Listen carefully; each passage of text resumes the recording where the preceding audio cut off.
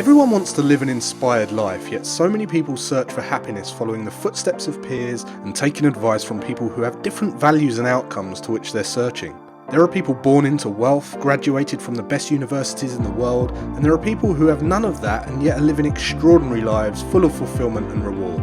The purpose of this podcast is to share insights and strategies that allow you to question the status quo and think freely, so you can design your life and be who you want to be. We get one life. Time is our most valuable asset.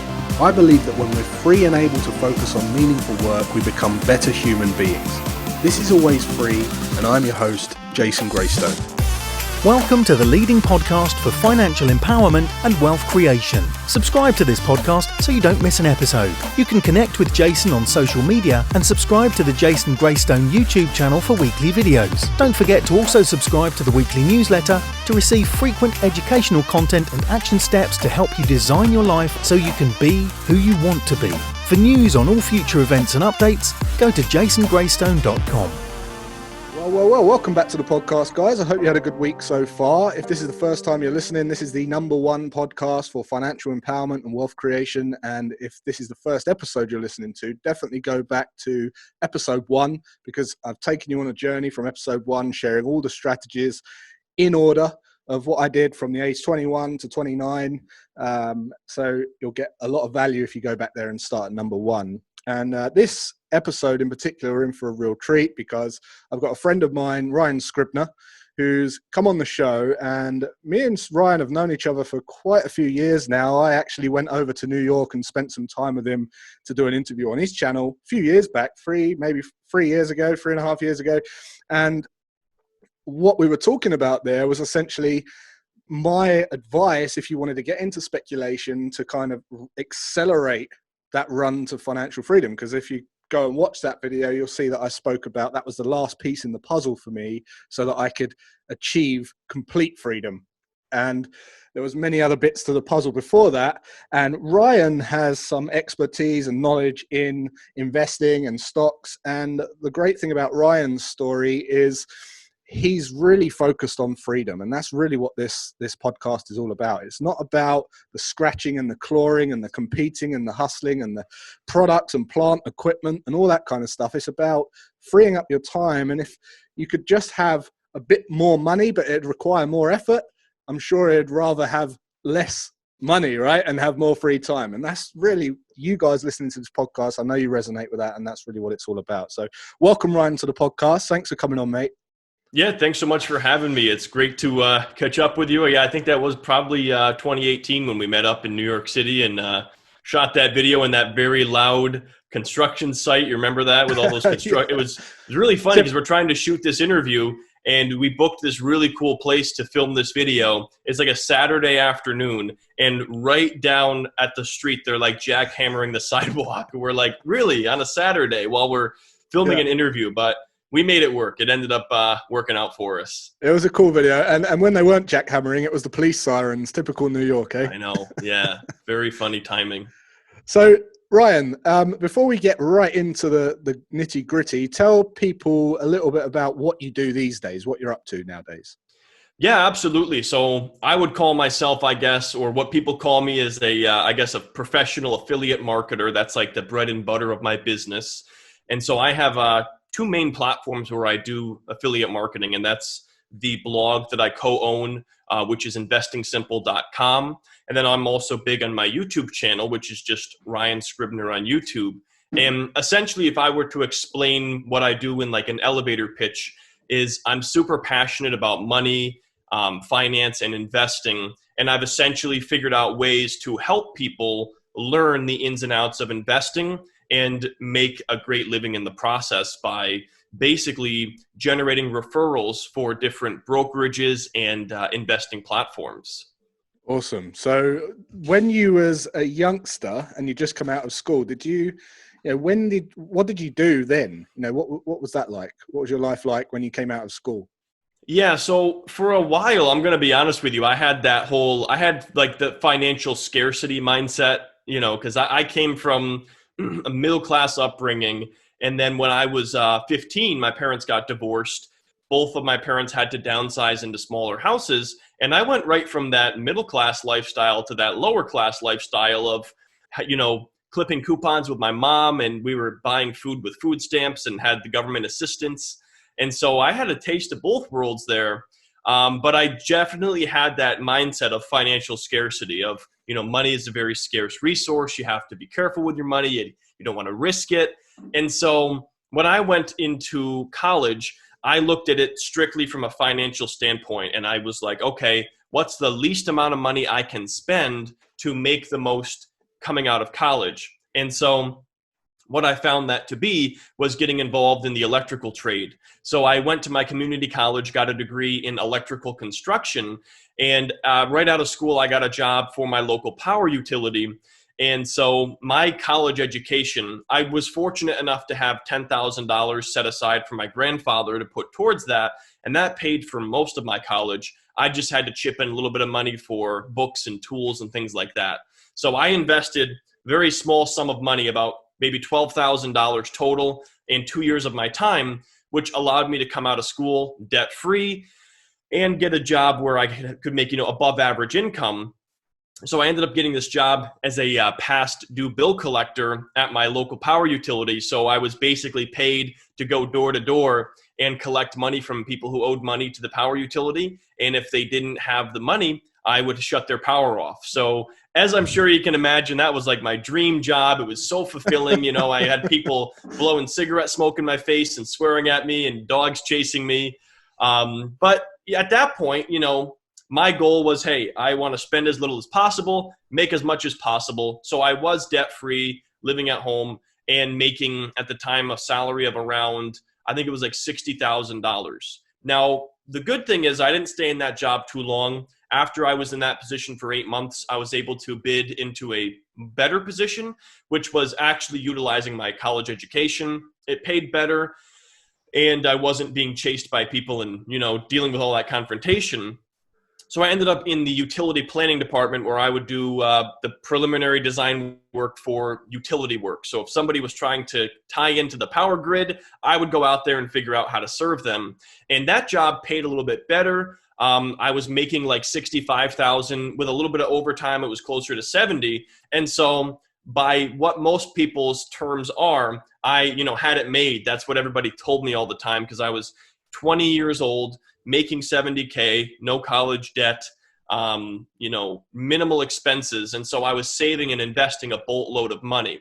But what I found pretty much immediately once I started that job, within the first couple of weeks, I knew this was not sustainable for me long-term, because it had nothing to do with my passion of teaching people and also money. And it was just so out of alignment with my values, because it was kind of, I don't know if what the equivalent is of a labor union in the UK, but, over here it's yep. People, you're protected by this union, and you can pretty much screw off all day, be lazy, complain. Same. Yeah, you do nothing, and you can do no wrong, and it's very hard to get fired. And a lot of people think that's good, but like that's kind of a very permeating mindset. And it's a bubble, right? It's a cushion. It's a bubble. It's like a separate ecosystem. Everyone complains while meanwhile they're making, 6-figure income and getting this crazy overtime. And that really does start to like take an effect on your life. And so I just knew, I was like, man, this is not sustainable long-term. And so I at the time had a lot of surplus income coming in, because like I said, I was driving this beat up old SUV. I was living with my mom, still renting one of the houses or one of the bedrooms in the house there, paying her like $500 towards rent and groceries. So like my expenses were minimal, and I was making this $70,000 salary. So I was dumping thousands of dollars into the market. And it's funny because my dad is a financial advisor. And so when I had my first $5,000 saved up, I reached out to him. I was like, hey, can you invest this money for me? And so he set me up in a bunch of mutual funds. And I remember about 6 months later, I log into the account and my $5,000 had grown into like $5,084. And I was like, oh my God, you gotta be kidding me. $84. I was like, screw that. That's ridiculous. I called my dad. I'm like, I need my money back. I'm going to do something else with this. And at the time, I thought I was going to become this swing trader. So I was studying the strategies of swing trading. I literally it became like an obsession. So like I was going to work, going home, I'd go to the gym, and then I would literally go to this coffee shop near my house and spend 2 to 3 hours a night just reading and then studying charts. And I finally, after months of doing that, decided to give it a shot with a $500 trading account, very little money. And what I found with swing trading is that I just could not get to the point where I was predictably profitable. I'd have a couple of trades where I would do well, and then I would screw up on the next one. And I actually didn't lose any money. What I found is that I took one of those bank ledgers that you can get from like Staples where you can write, transactions. Yeah. And I logged every single one of my trades. So I wrote when I bought and what I sold for. And I'm sure there's an automated way to do this, but I was just looking to do it on paper. And I remember looking at my brokerage account and I had like the same $500 in there. Maybe I was up 10 or 20 bucks. And I looked at this gigantic list of all of these trades I had placed. And I was like, man, that's a lot of effort spent to make no money. And I was like, all right, I do know people who are successful with trading, but at that point I said, I don't think this is for me. And that's when I was learning more about, the long-term style of investing, the more Warren Buffett-esque style of investing. But it's funny because at the time, I was doing a lot of learning on my own and with the stock market and with these different types of investing. And I remember at one point I went on YouTube and I was trying to look up some information about, investing in the stock market for beginners. And I was finding that there wasn't a heck of a lot of information out there, but what was out there had a lot of views. And so for me, that was like the light bulb in the head moment where I said, I should take some of this information that I'm learning in these books and from my own experience and make some videos for YouTube. And that was back in 2016.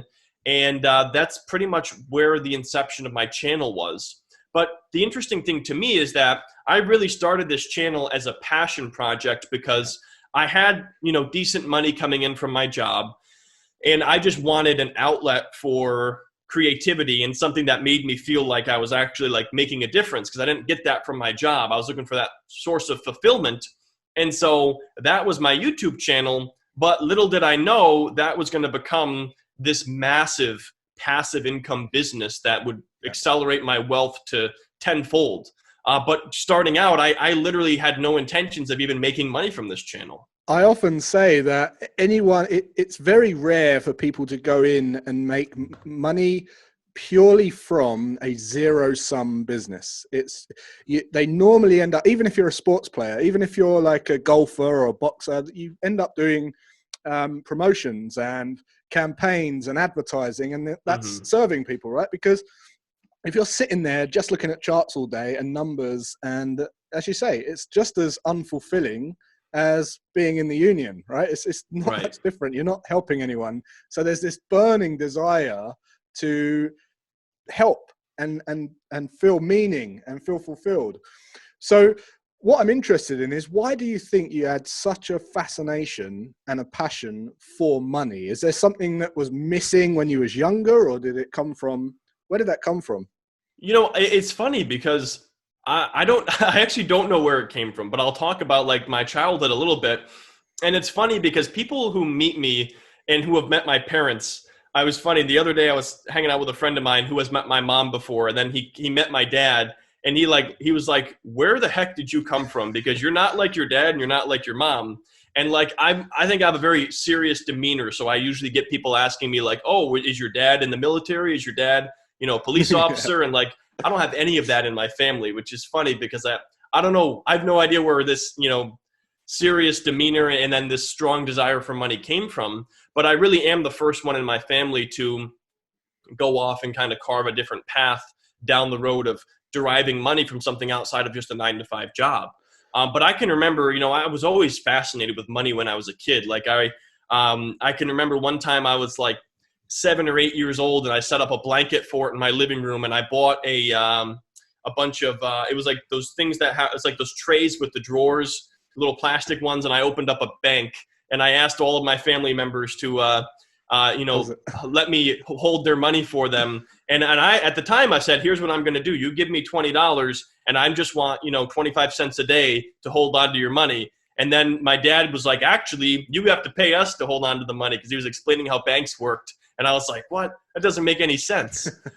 So like that, I don't know, that's one of my earliest memories about money. Really cool. When I was 14, I started a little lawn mowing business in my neighborhood, and, pushed my dad's push mower up and down the street and had a couple of different clients. And then when I was 15, that's when I first got into the JOB, the just over broke. Got a job working for a grocery shop doing bagging. And then I worked for a clothing retailer for a while.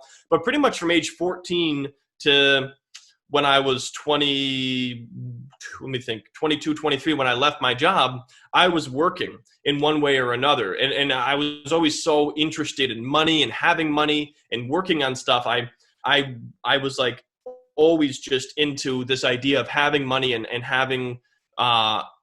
working towards something. But, until I shifted from that JOB mindset of making somebody else rich or just trading my time for money, it really didn't get me that far. My wealth has accelerated substantially by getting out from behind that method of earning income. And it starts with this, and as much as people don't like to hear that, it really does start with your mindset and the way that you look at money and your relationship with money and your mindset around it. And it's just like crazy to me how, if you were to talk to someone about, hey, how would you make $100,000 this year? They're going to tell you a job that pays $100,000 as a salary. And so based on, the schooling system, everyone is so conditioned to trade their time for money. And if you want to make more money, go to school and go into a larger amount of debt and then get a higher paying salary. And until that shift occurred for me, that was my school of thought as well. Yeah, absolutely. It's so many people's school of thought, right?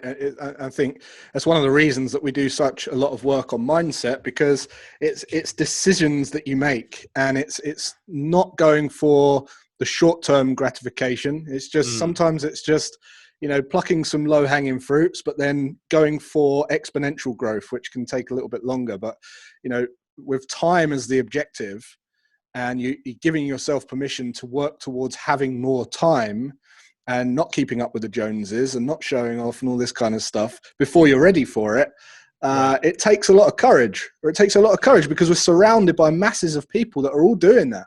So absolutely, mindset's important. So when I love what you said about the YouTube and sharing what you've learned, because you genuinely got a passion for money, and you're learning the stuff and you're teaching the stuff as you're learning it, right? I see a lot of people thinking they've got to know everything about everything before they go and share stuff. And I always relate back to the story from Catch Me If You Can, where he basically cons everyone into thinking he's a teacher. And when they caught him, they said, how did you blag a college to teach for a whole semester? And he just said, I just had to read one chapter ahead of the students, and that's it, right? And although I'm not saying you should be a fraud or a fake or a phony, if you've got a genuine passion for something, you can share what you're learning. And I think people really buy into that anyway, don't they? They love the journey. Yeah, absolutely. And I think that's something people get so caught up in too, is like, what is expertise? What does it mean to be an expert?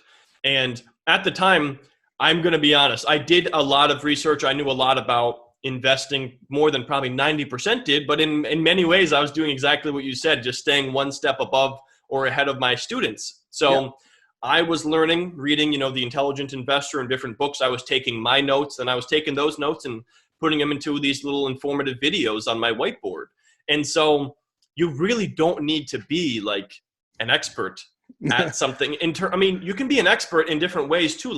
And I think people think that if you're trying to do something, you have to be like this 20-year veteran at it.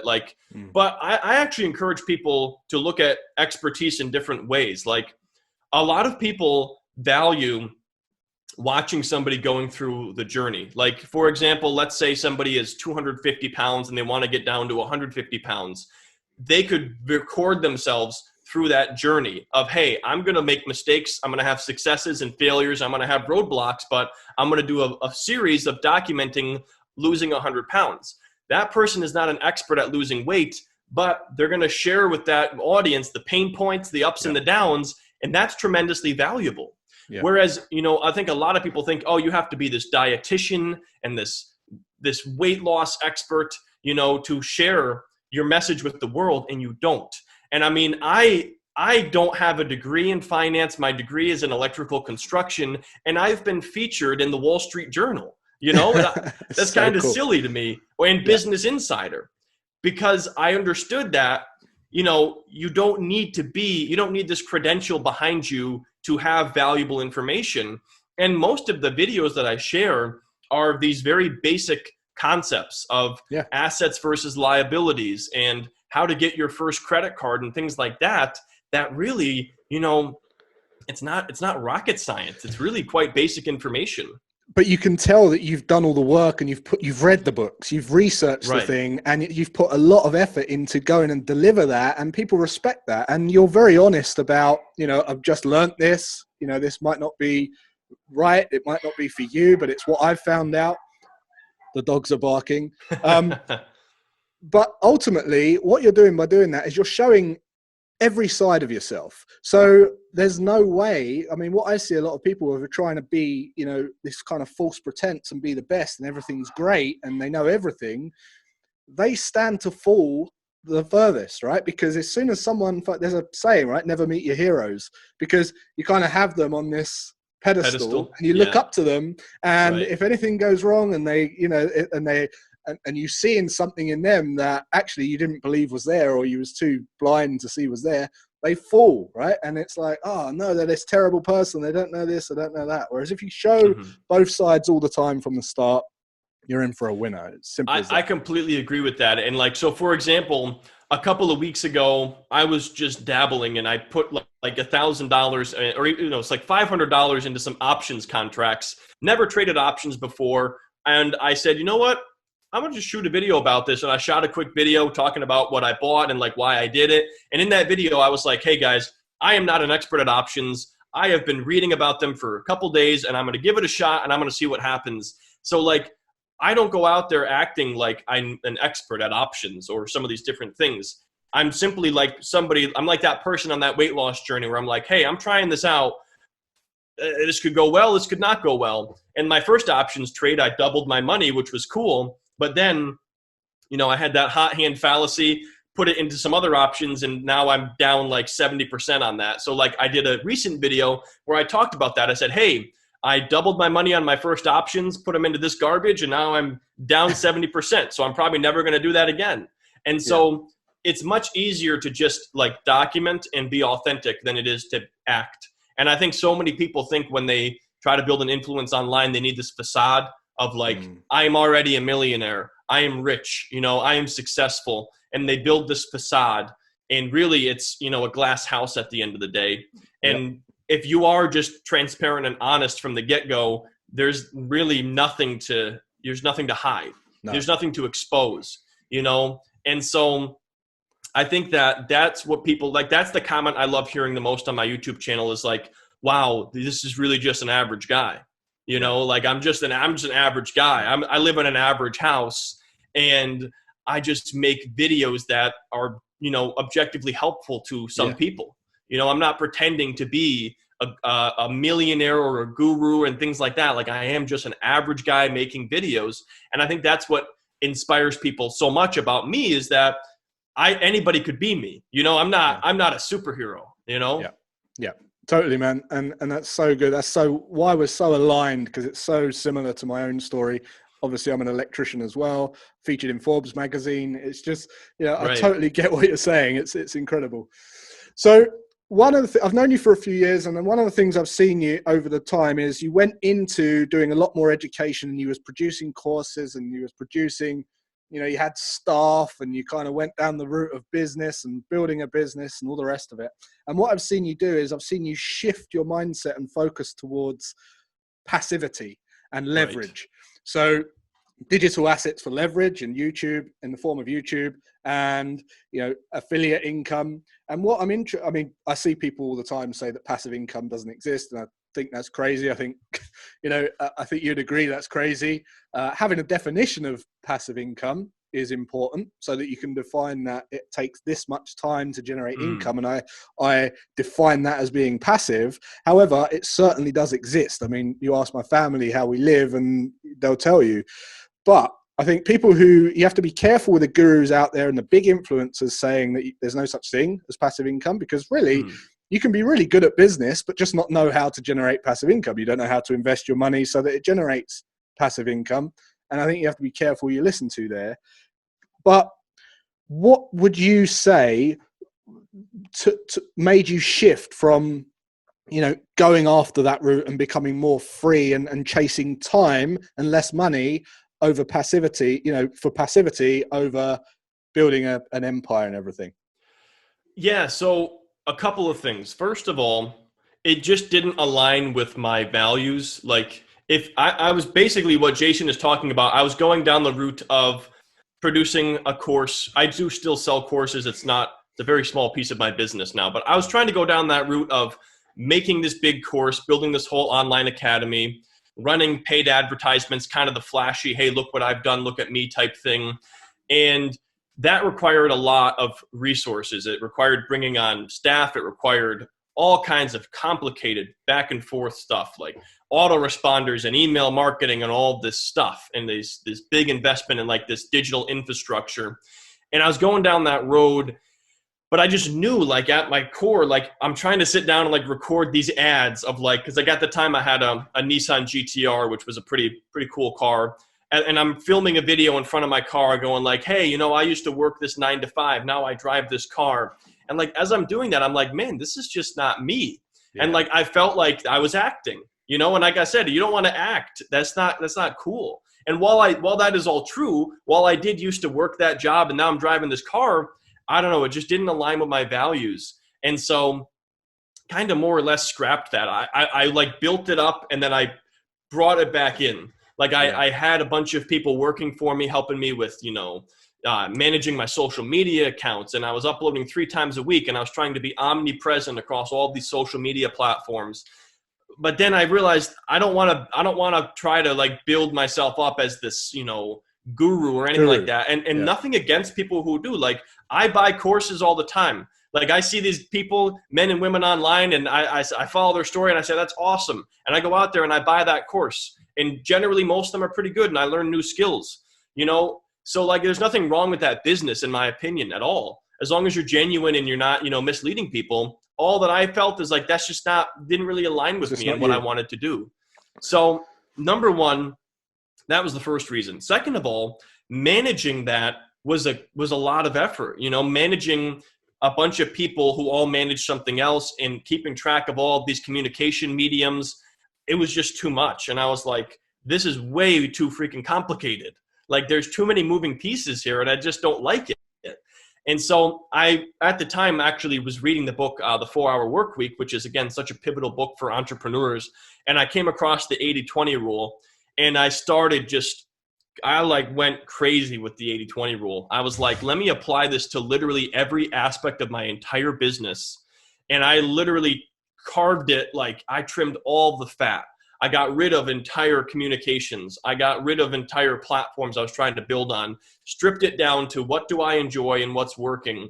And now, like, literally my business, like what I do in a given week, I try to do 1 video per week. Sometimes I'll do 2. I manage the blog that I co-own, which means basically my part of that is I'm the gatekeeper before articles get posted. I read through them and proofread them and make sure they look good. All the other stuff is handled by the team. And I do stuff like this. I do a lot of PR and jumping on podcasts and interviews, and I manage my emails. And I only manage my main email. So like, I don't do much at all. On a given week, I probably work 15 to 20 hours per week. But that, for me, that's what I like, because my freedom is just way more valuable to me than doubling or tripling my income or my social media. For what? you know, and that's what I keep coming back to is like, I have gotten to that point where, you know, if I want something, I can go get it. Whatever, if it's something within reason. I mean, I'm not saying I can go buy a private jet, but like if I wanted the new Apple Watch or the new iPhone, I can go get that. But I know that that's not going to increase my level of happiness by anything at all other than just a temporary rush. And so to me, I've reached this level where I've built up enough assets where, you know, I'm deriving a lot of income passively from those assets, and I have a big safety net in place. And, you know, I house hack, so my expenses are still relatively low. And so I'm kind of like, yeah, sure, I could go out there and, you know, do the whole dog and pony show and sell courses, but for what? Like, sure, that's going to double my income, but it's going to double my stress, and it's going to take away from my free time. And the net result there is no real increase on my happiness. And loss of creativity, right, and loss of like vitality and everything. Yeah. Right? And so I instead focus on the most passive part of my business, which is the affiliate marketing.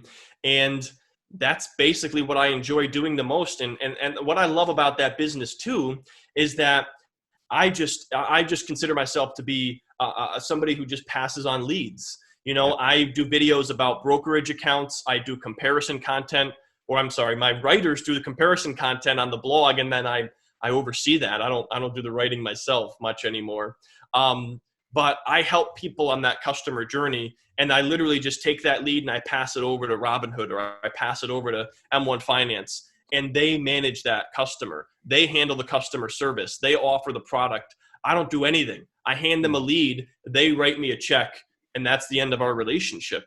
And again, I haven't said this yet, but I say this all the time in interviews. You know, affiliate marketing tends to get a bad name about it, because there are a lot of people out there that just shill products and they don't care what they're recommending. Anything. Yeah. Anything under the sun. Yeah. But there's a program called Geordie Shore, where it's like, you know, a bunch of people on a beach all having sex with each other. And there's girls on Instagram from that program advertising Forex trading, like just to get broker commissions and things like that. Really? That's the kind of thing, right? Yep. That's exactly it. You have a lot of people that are unethical affiliate marketers, where they're saying, hey, this is a stranger on the internet. I don't give a shit. You know, if they end up, you know, losing a bunch of money or getting scammed, I don't care as long as I'm getting paid. That's unethical, probably illegal too. At some point, you'll get in trouble with that if you're recommending something that's a legit scam. So my rule of thumb with anything I do is I would never recommend something online that I wouldn't recommend to my neighbor. You know, because here's the thing, I'm going to see my neighbor every day at the mailbox, or, you know, when I'm doing something in my yard. And if I scam my neighbor, you better bet he's going to come over here and say, hey, what the hell's the matter with you? Yeah. And so that's why I consider myself to be an ethical affiliate marketer, because I would not recommend something to anyone online. I don't care if they're, you know, 3,000 miles away. I still act as if that's my neighbor. And I would not recommend things that I don't use myself. Because again, too, pretty much everything I recommend, I literally use myself. So and you're so honest about it anyway. You're telling people every time, right? And you've done most of the research on it, and you've given transparent YouTube videos on reviews and things like that. And from an investor's mindset, from a long-term investor's mindset, it's no different from Benjamin Graham saying, don't invest in a company that you wouldn't want to own part of truly for 10 years, right? And it's the same thing. So really important, you know, first of all, I've got, you know, the value of you being on this podcast. I think you're a real great fit for the whole message that we're putting out here. I think there's a lot of people resonating with what we just said, because in particular right now, I think people's minds have shifted going through the pandemic and going through lockdown, and almost experiencing a feeling of financial freedom, because they're being paid a check by the government. They're getting up every day and choosing what they do. They've narrowed down their expenses. There's no one to show off to, because they can't leave their house. So it's wow, this is really what it's like. This is what's important, right? And they've got this prosperity that they didn't have before. Now they're thinking about going back to work. So the things I got from you is cash buffer, cash cushions, right? Understand that you need to be rewarded. So you need to pay for your lifestyle somehow. You're going to need fulfillment, which you do in the videos and the blogs and the transparency and giving value to people. And passivity, you get rewarded from your affiliate income, which is unfulfilling, but rewarding, right? Right. And the whole thing is you're doing what you love. You love money. You've loved it from a young age. It's very clear. And that is really the principles of being always free. Do what you love, get rewarded for it, and provide value and be fulfilled. That is it in a nutshell. So just to finish off, tell us a little bit about first of all, is there anything that you see people going wrong with before I get to the last question? So you've worked with a lot of people and you've got a lot of comments over the years. I think you've got 700,000 YouTube subscribers? So it's approaching that now. Yeah. So what is the common things or the traps or the rabbit holes that you see people going into that you would absolutely say, stop? I mean, unpopular opinion here, but maybe unpopular, but starting a physical business seems insane to me right now. Like, I have a lot of friends of mine who have like a brick and mortar business, and it's a different world. I mean, this online stuff is so different. If you're going to start a business, I mean, unless you're of like, let's say you're, passionate about, even then, if you're passionate about, bartending, still figure out how to do it online. Yeah, like I have teach a people lot of how friends, to be a bartender. Right.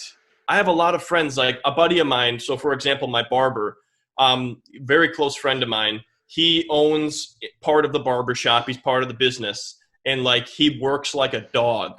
He works like 55, 60 hours a week at the barber shop. Then in order to make ends meet, goes and works 12 to 15 hours a week bartending. And like, I went in there the other day and he's got a knee brace on. And I'm like, what's that? And he's like, oh, I've spent so much time standing that I tore my meniscus and now I have to get surgery. And it's like, man, that sucks. Like, I'm not saying you can't be successful with a barbershop. He probably will be once he's able to scale it and build it, but he's working a hell of a lot harder than I ever worked, you know? And so I just think with the opportunities that we have today with the internet and the way you can build these super lean businesses, like, unless you have this burning desire to own a business, I just think I would never do it. I look at these guys and I look at these restaurants that opened this year and then got hit with the shutdown. Like, oh my gosh, I feel really bad for these people. I really do. I'm sure some are successful, but I think it's a heck of a lot harder and the success rate is lower versus building a low to no overhead business online, many of which require little to no upfront capital investment, literally just the investment of your time. Yeah, people are going to think that we've framed this question because we literally talk about this all the time. I've just literally did a module on online business and how evolved it is and efficient it is and profitable it is and leveraged it is compared to, all of the bricks and mortar and people opening a business and getting a loan to go and get business cards and brochures and all that kind of crazy stuff that no one cares about. And what I would say with that is a lot of it comes from looking up to peers and looking at a generation that is not relevant to how we do business now. I was thinking today, like, how many times, maybe in my generation in particular, your parents would tell you, when you go to pass your driving test, make sure you get a manual. You're learning a manual, right? A stick, as you call it in the US, because then you can drive both. But that's just because they learned in a manual, and obviously automatic cars were already around then. Now it doesn't make sense to drive a manual because we're going we're going auto drive, right? So just that. I mean, don't listen to people because they're just basing their opinion on what worked in that period of time. And when you subordinate to your parents, I think it's the worst thing you can do in business. So I completely agree with that. And like, it reminds me too of like something I run into all the time with probably like people who are like 40 and above. Like, I'm going to tell them they'll be like, hey, what are you doing? And I'm like, oh, I'm heading to New Jersey. They'll be like, oh, what route are you taking? And I'm like, I have no idea. I'm going to get in my car and I'm going to open up Apple Maps and I'm going to put New Jersey in there and I'm going to follow that map. And then they go down this 10-minute conversation of the roads and all of the, oh, you got to take 90 and then go over to 4. And I'm like, I don't know what you're talking about. I don't even know 3 of the streets. I know 3 streets. Like the one I grew up on, the one I live on now. I was like, I don't keep track of this stuff. And they always are like, well, you never know, your phone could, go out of service. And it's like, well, it has yet to happen. And I'm sure there is some, truth to that, where you should have a general idea of your bearings, but it's like that old school of thought, for them, if they went somewhere, they would have to break out the map, highlight their route, and now that's just not something we need to be doing anymore. And it's generally not beneficial. You might end up in a pinch once in a while, but just super unnecessary activity now of planning out a route on paper. Yeah. Really good advice. Really good advice. And if you want to hear more about that particular business session and business lessons, go and listen to episode 19 of this podcast, because I did speak about that in detail in that episode. So just before we go, first of all, Ryan, thanks for coming on, mate. It's been really good to catch up with you again. I want to ask you one more question, and that is, if you was like cashing out on life tomorrow, and you'd done your bit, and you got your passive investments, and you've built up a legacy of income, and you've got all your family around you, and you're about to cash out, and you can just happily rest in peace, what would be a couple of bits of advice or one thing that you would share with everyone and say, look, if you just do this, everything will be better? Mm-hmm. Well, again, thank you so much for having me on, Jason. I really enjoy doing these podcasts, and it's always great catching up with you. In so many ways, like in so many areas of my life, what I would say is like, take some risks, and I grew up very risk averse based on, my dad was a financial advisor. So what did he do all day? He sat and he looked at risk reward, and he put people on that chart based on their goals. And so he was very risk averse and would read about the market and crashes. That's what his job was to pad people and talk them off the ledge when there was a market downturn. So he was just programmed to that risk averse nature, and I picked that up from him. Not to mention as well, on my dad's side, both of my grandparents were handicapped, so they were kind of like, they never fit in. And so like, I think what they instilled in my father is, you just fit in, at all costs, just try to fit in, because they were always kind of outliers based on their circumstances, which, sucked. And so I think for me, I had that upbringing of fit the mold, don't take any risks based on that, mostly from my dad's side. And in so many areas of your life, like take some calculated risks. Like I was writing a letter to one of my younger cousins who graduated this year from high school, and I wanted to give him 3 pieces of advice. And one of them, I don't remember the other 2, but one of them was, I said, don't be afraid to take risks as long as you don't get arrested. Like, that's pretty much my mindset. It's like, hey, if you're going to get arrested, probably shouldn't do it, because we have the societal structure and there's things we shouldn't do. But if you're going to get a scraped knee, or, you're going to embarrass yourself, so what? So whether it's, a business, whether it's a pretty girl that you see at a coffee shop or a bar, whether it's whatever it is, take some risks in life, and, don't be so risk averse that you end up missing out. Great advice. Really, really good advice. That is some great advice. And that's probably something that would be on my list as well.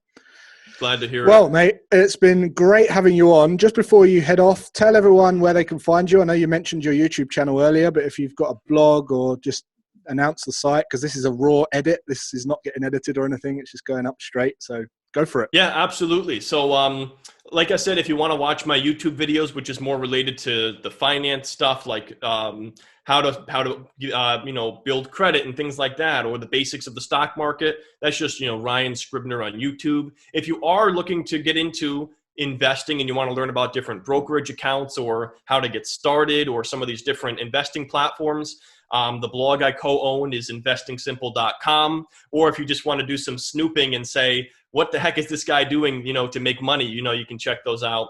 And then I always offer this as well on interviews. If you have a personal question for me, if you jump over to my Instagram, shoot me a DM, just say, hey, I listened to you on the Always Free podcast with Jason or whatever. Here's my question. I always will do my best to answer those questions, since you've already taken your time here and invested it in me, and, sat and listened to this podcast. So I always prioritize DMs like that. Amazing. Well, listen, Ryan, thanks again for coming on, mate, and we'll catch up soon when we're allowed out. Sounds good. All right.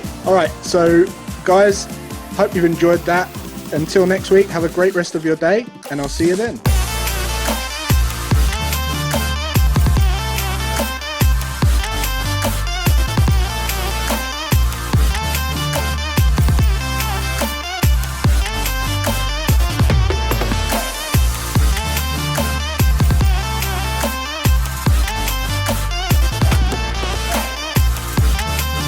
For news on all future events and updates, go to jasongraystone.com.